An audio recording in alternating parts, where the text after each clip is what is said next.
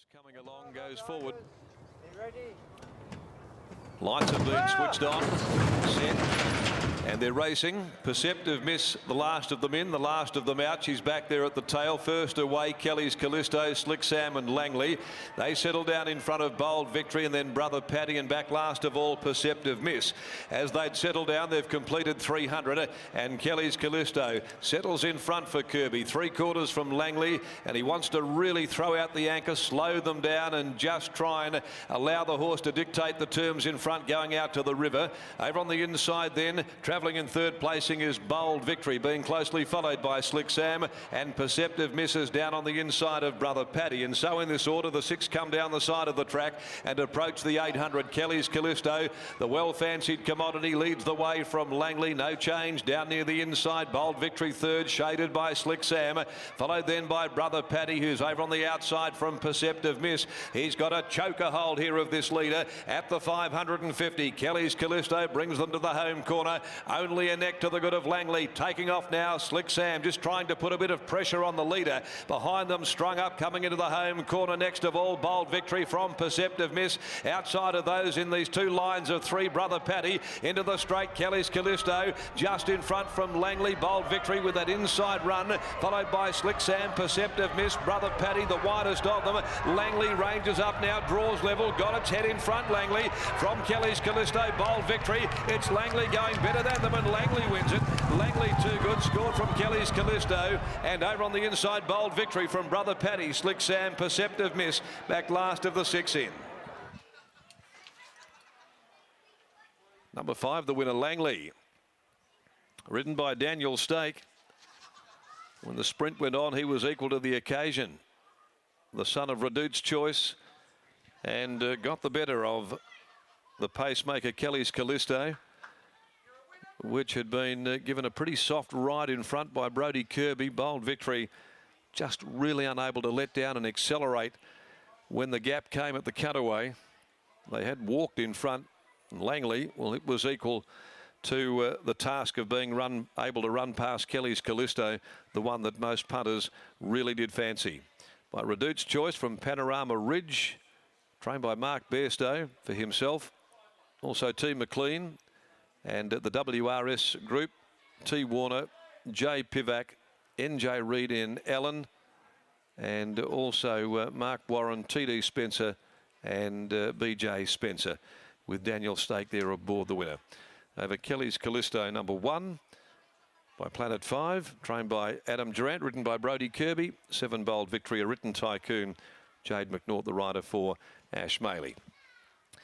Right, we'll get to Brittany in a second as she goes across to catch up with Diamond Dan. And in the 5th, the Crown Towers handicap, number 3, Magical Charm, comes out down there to the 8 runners. Half a length, the short half head with the margins, 133.26. Very, very slowly run indeed. And Britt, one wonders if Dan thought that he had the right horse to outsprint that horse that dictated the terms. I think he may have. Dan Stake joins me now.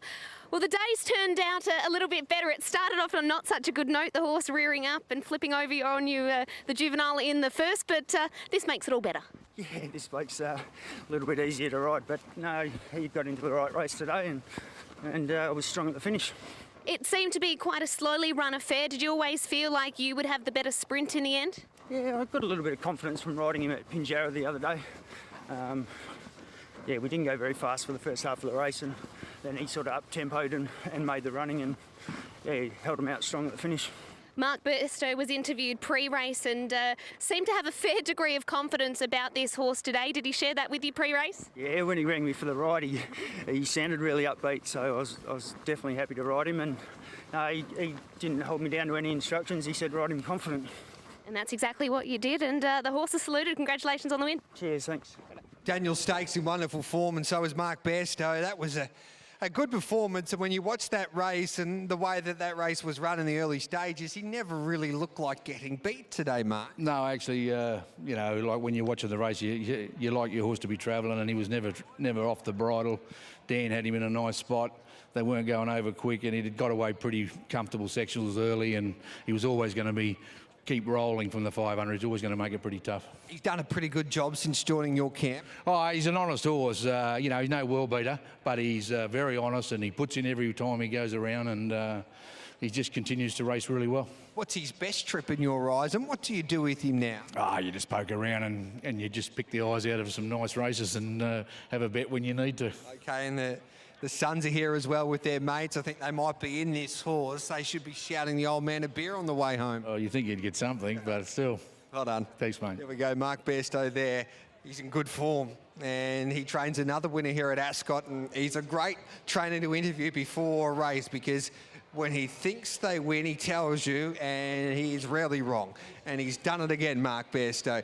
This time with Langley at a $4.40 there on track in the end. Defeats Kelly's Callisto back in second, and third was Bold Victory. So it was a slowly run race, Pete, and the horses in the run 1, 2 and 3 have finished that way. Gareth, I reckon you ran faster down the home straight before that last race, just getting over here into position.